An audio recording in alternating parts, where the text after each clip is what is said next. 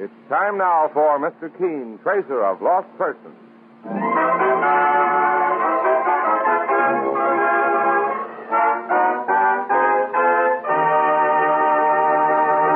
For the pains of a headache, neuritis, or neuralgia, thousands of people take Anacin for incredibly fast relief.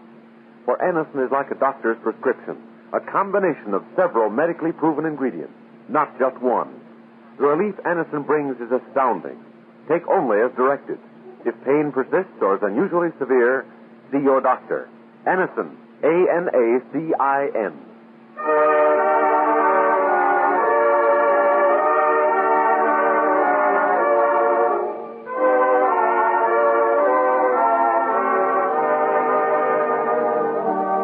Ladies and gentlemen, Colonos Toothpaste presents Mr. Keen, Tracer of Lost Persons.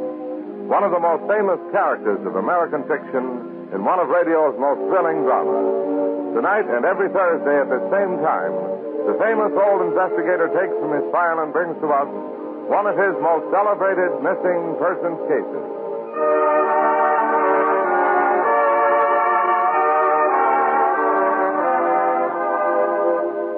To freshen your breath and brighten your teeth by removing ordinary unsightly surface stains, get Colonos toothpaste or tooth powder.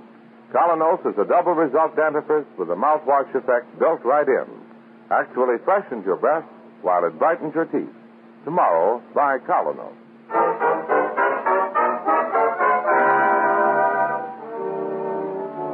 Now for Mr. Keen and the case of the glamorous widow. It is late in the afternoon, and as Mr. Keen and his partner, Mike Clancy, prepare to leave their office for the day. What time is it, Mike? A little after 5, Mr. Keen. Well, you may as well leave. I doubt if we'll have any more clients today. That almost sounded like a stage cue, Mr. Keen. Come in. Oh, it's only the cleaning woman. May I clean your office now, Mr. Keen? Yes, go right ahead. Thank you, sir. She must be new. The woman who used to clean this office was much older. Oh, well, Mr. Keen, I guess I'll be on my way. I'll see you in the morning, Mike. Yes. Good night. Good night, Mike. Well, I may as well get my hat and... Mr. Keen, sir. Yes? Are you leaving the office now? Yes, I am. I was hoping I could talk to you, sir. About what? It's very important. So important that, well, I took this job just to get a chance to tell you my story. You did? Yes, you see, sir, I felt that I wasn't important enough to make an appointment and waste your time, but I thought if I... Here, give me that pail. Now, sit down and try to relax. Sit down, sir? Of course. Right here. You're very kind, Mr. Keen. If you went to all the trouble of taking a job just to get in to see me, your business must be very urgent. Well, sir, the work I usually do is better than this. My name is Thompson, sir. Adelaide Thompson. Almost everybody calls me Addie. What's the trouble, Addie?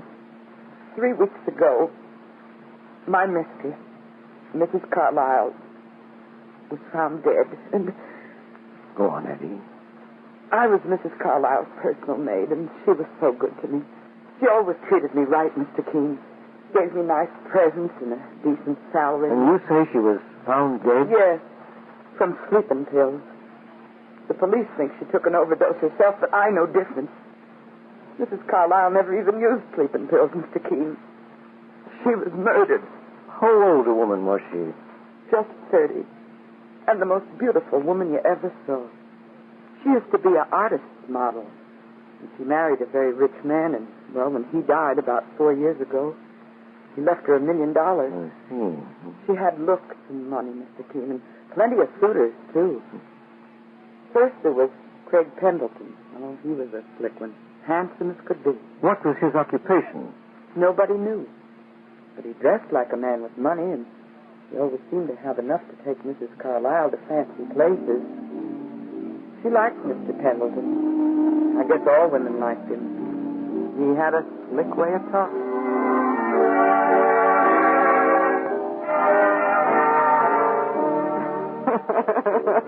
I mean it, Doris.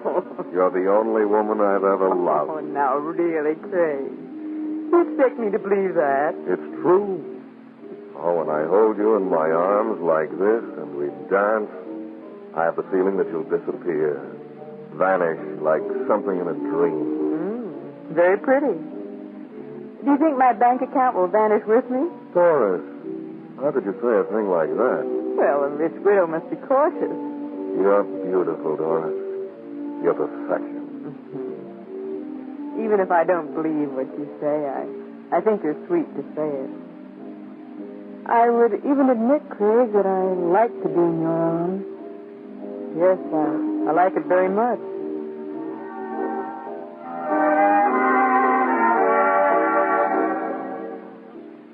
Eddie, was Mrs. Carlyle in love with Craig?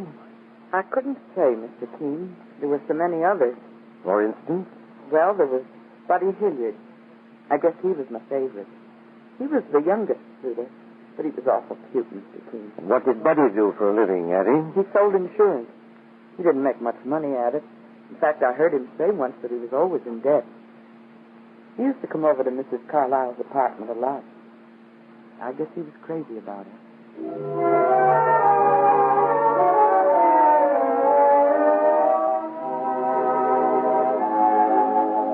Buddy?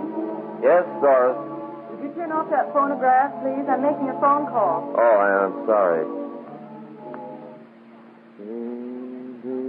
You can turn it back on now if you like, Buddy. Oh, it isn't important. My gosh. What? You look terrific, Doris. You like my gown? Oh, that must have cost a fortune. It's an original model. I paid $300 for it. $300? Mm-hmm. Holy smoke, I don't make that much in a month. Oh, you will, Buddy, when you get a little older. Oh, there you go, talking about my age again. I'm 26. Goodness. And a failure. Oh, now, Buddy. I am, I tell you, Doris. I've no right to even talk to you. I can't afford it. Buddy, are we going to debate about money all evening, or are we going to have fun? Well, where do you want to go? How about the Palladium room? Holy smoke, that'd break me. Oh, I'm sorry. I shouldn't have mentioned it. All right, Doris, come on. Where to? The Palladium room. Oh, absolutely not. But you just said you wanted to. I don't care much about dancing tonight. You know what we'll do? What?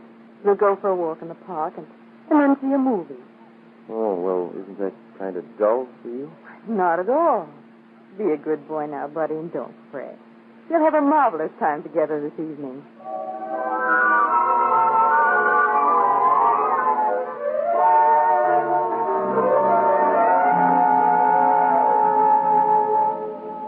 Buddy was an awful nice kid. One thing is certain, Mr. Keene, he had nothing to do with Mrs. Carlyle's death. Well, were there any other suitors, Eddie? 2 others, Mr. Keene. Warner Frederick and Joe Spence. Mr. Frederick is an art critic. He's awful smart, and Mrs. Carlyle had a lot of respect for his brains. He used to kid me a lot, but I didn't mind. He meant it all in good fun. You say Mrs. Carlyle will return in a few minutes, Eddie? Yes, Mr. Frederick. He asked for you to wait. Oh, thank you. Well, Eddie, I understand you're becoming interested in art. Well, I like to picture now and then. Oh, there's an exhibition of Picasso in one of the galleries downtown. Would you like to go? What's Picasso? He's a great painter, Eddie. Oh, fancy stuff, Mr. Frederick, huh? Like in the museum? Yes. That ain't the kind of pictures I meant. Oh, you don't care much for that, eh? No. In other words, Eddie, you don't know much about art, but you know what you like. That's right, Mr. Frederick. Mm-hmm. Well, there's one form of art I'm sure we'd both agree on, Eddie. The art of admiring a woman who is truly beautiful. Like Mrs. Carlyle? Like Mrs. Carlyle. I think she's the most desirable woman in the world.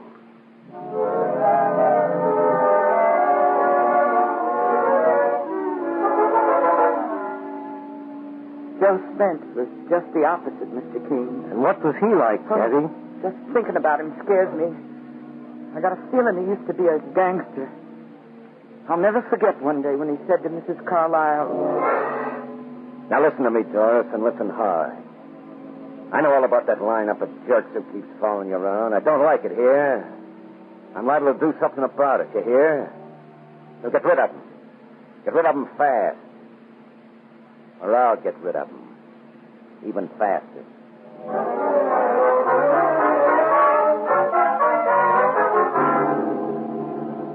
Joe Spence is a killer, Mr. Keene. You can see it in his eyes and hear it in his voice. So Doris Carlyle had 4 suitors, and any of them or none of them are suspects. 3 weeks ago, I came in late after my day off.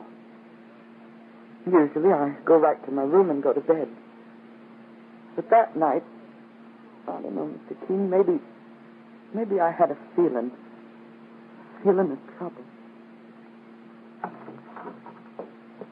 Mrs. Carlyle, it's Addie. I'm back. Guess you ain't home. What's that light doing on in the room? My goodness, how many times have I told that cook to check through the house and see if the lights are off? You'd think it. Mrs. Carlyle. Mrs. Carlyle!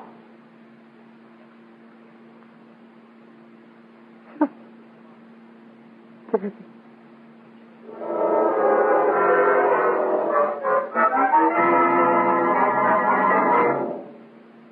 is horrible, Mr. Keene. Horrible. Eddie, calm yourself, my dear.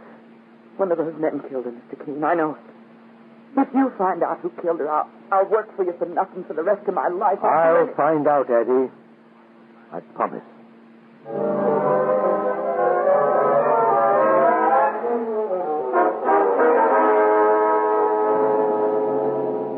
This is Joe Spence's apartment, Mike.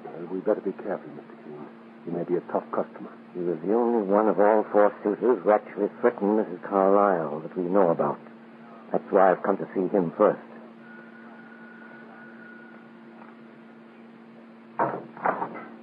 Well?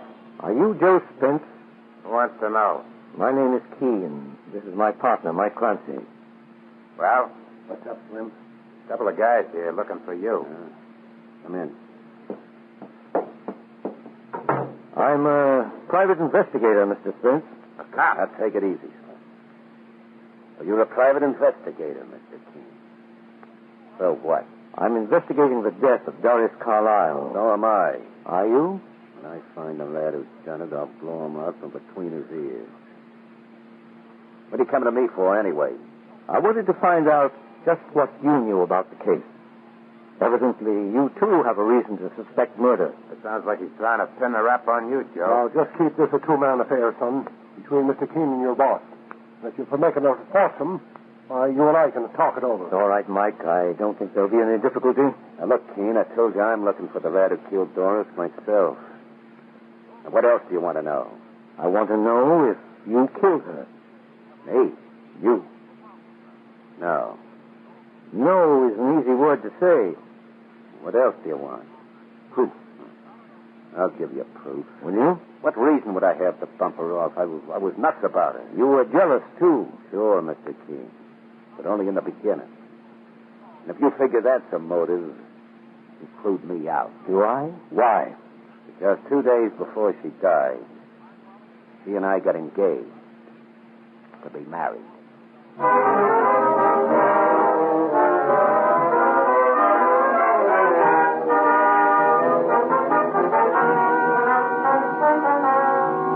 In just a moment, we'll return to Mr. Keene and the case of the glamorous widow. Meanwhile, 2 handicaps to business and social success are surface-stained teeth and unwelcome breath.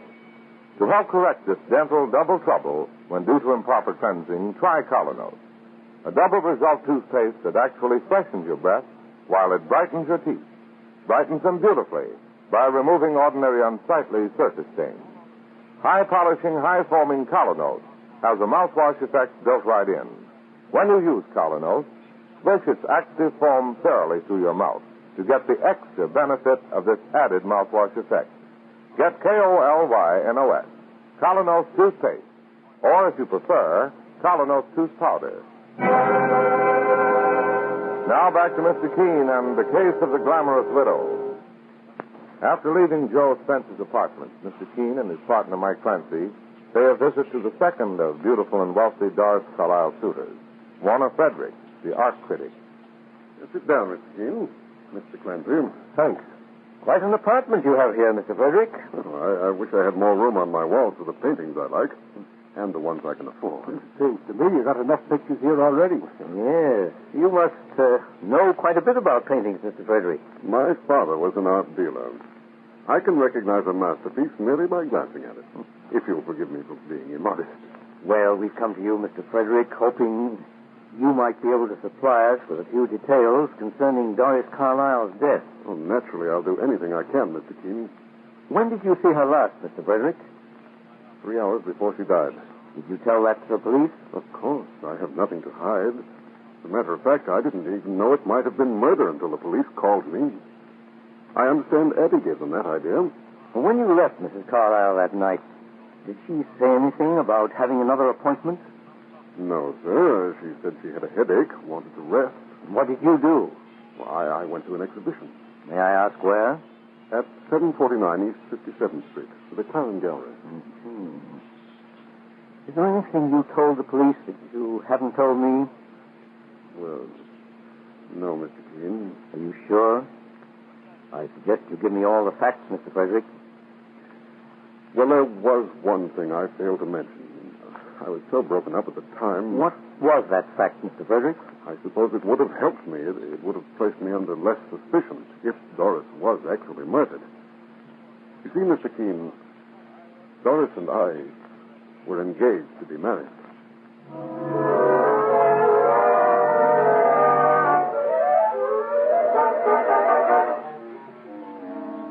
But you beat it, Mr. Keene. What did Mrs. Carlyle figure on? Collecting boyfriends and husbands like a string of polar ponies? Craig Pendleton is the next of our suitors, Mike. His apartment is on Park Avenue. Let's run up there now.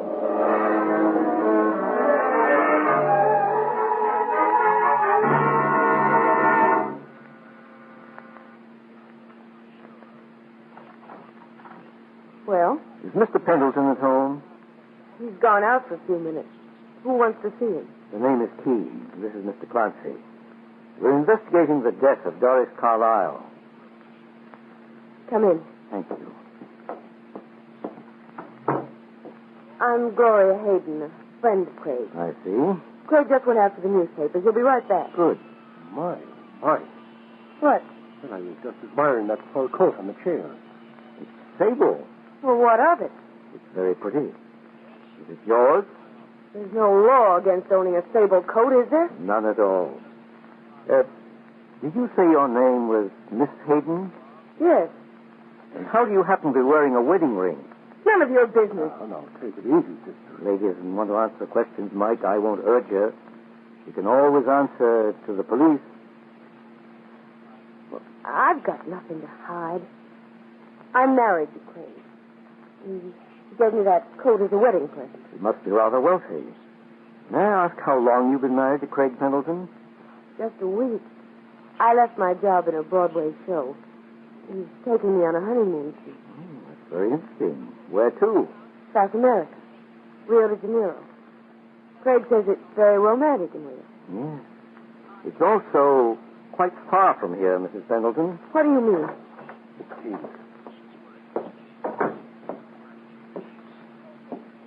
Good evening. Well, we seem to have guests. Yes, Craig. This man's name is Keene, and this is his partner. They're asking questions. Oh? What kind of questions?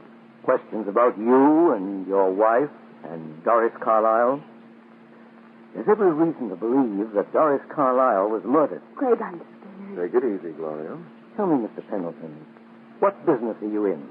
I make investments, Miss Keene. The kind of investments that enable you to buy your wife a sable coat? My investments pay off very well. Are you a gambler, Mr. Pendleton? Why should I answer that? Because I'd like to know how you got the money to pay for this apartment and that coat. And if I don't tell you, Mr. Keene? I'll have the police get my information for me. Yes, I am a gambler. What of it? Can you prove you won the money you seem to have? How else could I get it? Like theft or blackmail? Oh, that's not so, Craig. Gloria, please. Let me handle it. Are you inferring, Mr. Keene, that I might have blackmailed Doris Carlyle? Perhaps, Mr. Pendleton. That would have been a waste of time. Would it? I could have gotten her money in another way. Gloria here knew that. I've told her. And just how could you have gotten Mrs. Carlyle's money in another way, Mr. Pendleton? By marrying her. She accepted my proposal the day before she died.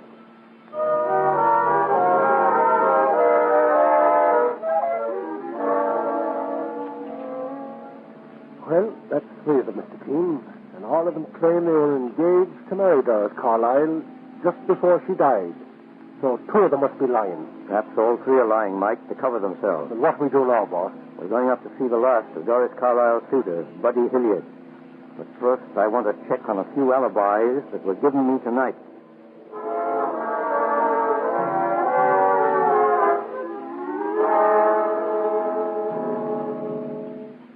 I'll show you to young Hilliard's room myself, Mr. Keene and Mr. Clancy. Thank you, Mrs. Finnegan. I've been his landlady now for almost a year, and I never saw him act the way he's been acting since that girl of his died. Mrs. Carlyle? Yes, he was in love with her, all right. And since his death, he's hardly strayed from his room. He just sits around grieving, and there's nothing I can do to help it. Peace like that, there usually isn't. Just 3 days before the wedding. Oh, what a shame. Wedding? What wedding? Here we go again. Why, Buddy Hilliard and Mrs. Carlyle were going to get married. Is that what he told you, Mrs. Finnegan? Well, he not only told me, Mr. Keene, but I went downtown with the two of them to get the license. And I was going to be a witness at the wedding. Just a second, Mrs. Finnegan. You mean you actually had proof that Buddy and Mrs. Carlyle took out a license to marry? I saw it myself. So that means that the other three are lying, Mr. Keene. Definitely, Mike. Evidently, Buddy was the man she really was engaged to. Well, this is Buddy's room. I know he's in. I didn't see him go out today. Well, there's no answer. Not again, Mike. That's funny. Do you have a key to this room, Mrs. Finnegan? Yes, a master key. Here it is. I can't imagine how he could have left that. Oh, Mr. Keene. Yes, I'm afraid we're too late. Why? Is he? He's dead. He's been shot through the head.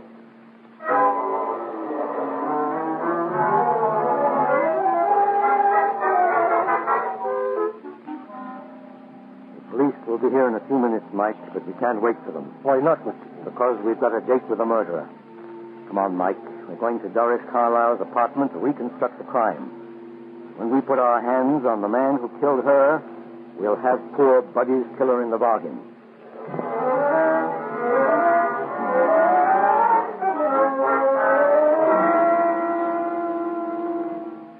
Mrs. Carlyle's body was here, Eddie, on this chair. Yes, Mr. Keene. Was there anything unusual about the room when you found her? The room was just as it is now. Mrs. Carlyle's body was over there in that chair, next to them magazines. Well, there's quite a pile of them. Yes. Practically all of them are Hollywood movie magazines. Well, you see, Mrs. Carlyle used to love to read about the movie stars. Odd. What is Mr. Keene? But a magazine like this one should be in with the others. Mr. Keene, you said you wanted to see her bank statement. She always kept them in that drawer. Oh, you go through those bank statements, Mike. You know what I'm looking for. Yes, sir. Meanwhile, I'm making a complete inspection of this apartment from top to bottom.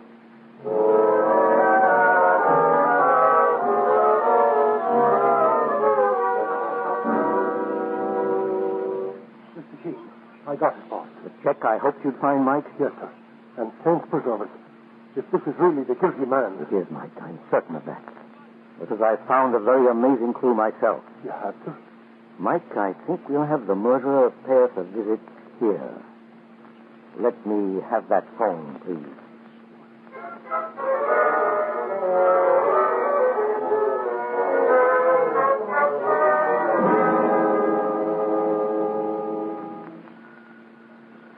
That's our man, Mike. Eddie, would you please answer it? Yes, Mr. Keene. And don't be afraid. I'm not, sir. Not with you and Mr. Clancy around. Well, this is it, boss. Keep your gun handy, Mike. Come inside, sir. Here he comes.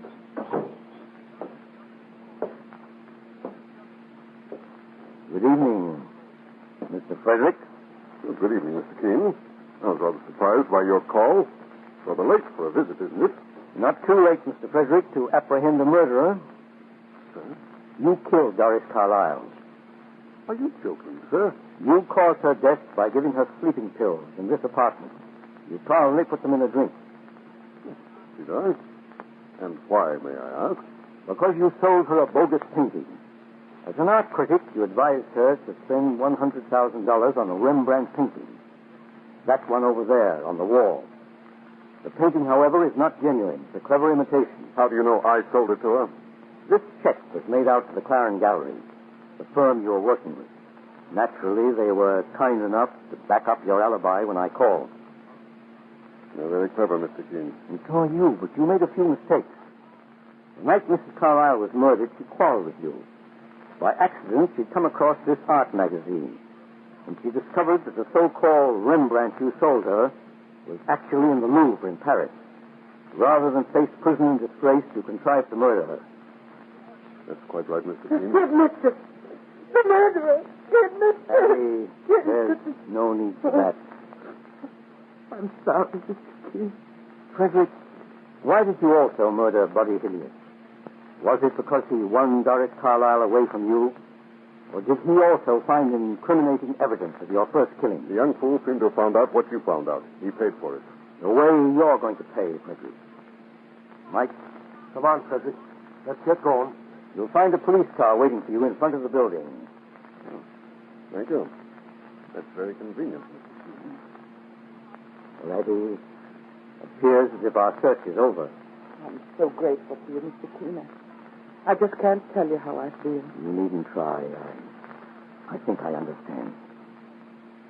Is this a picture of Mrs. Carlyle? Yes, sir. She was very beautiful. The most beautiful woman I ever saw, Mr. Keene. And the kindest. I'm sure she would have been grateful, Eddie, for your loyalty.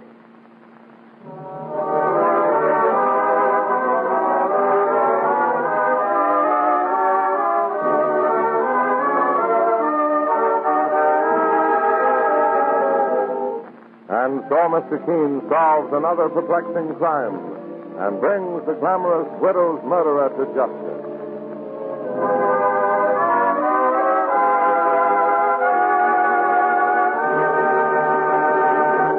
There are wallflowers in business, just as there are wallflowers in every social gathering. And frequently, they are the people with dull, dingy teeth or unwelcome breath. Now, to help correct this gentle double trouble when due to improper cleansing, use Colonos toothpaste. It's a high-polishing, high-foaming toothpaste with a mouthwash effect built right in.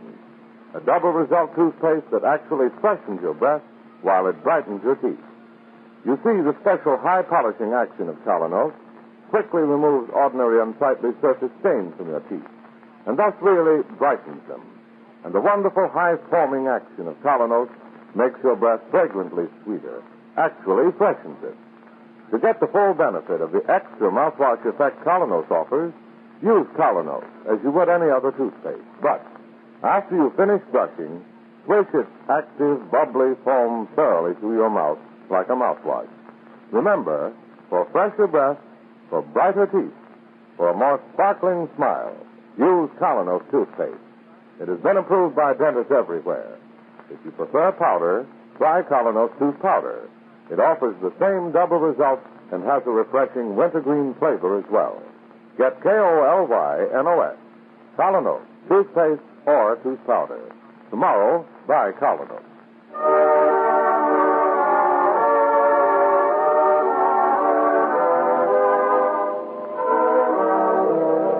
You've been listening to Mr. Keene, Tracer of Lost Persons, on the air every Thursday at this time. Don't miss Mr. Keene next Thursday when the kindly old tracer turns to the case of the Golden Scorpion.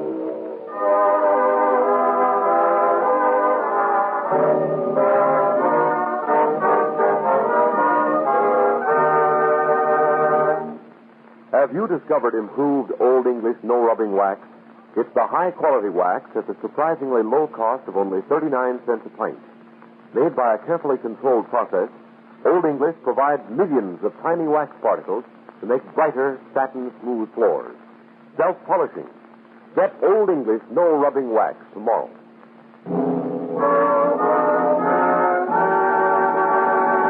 Mr. Keen, Tracer of Lost Persons, will be on the air next Thursday at the same time. This is Larry Elliott saying goodbye for Mr. Keen and the Whitehall Pharmaceutical Company, makers of Colonel toothpaste and tooth powder, and many other dependable high-quality drug products. This is CBS, the Columbia Broadcasting System.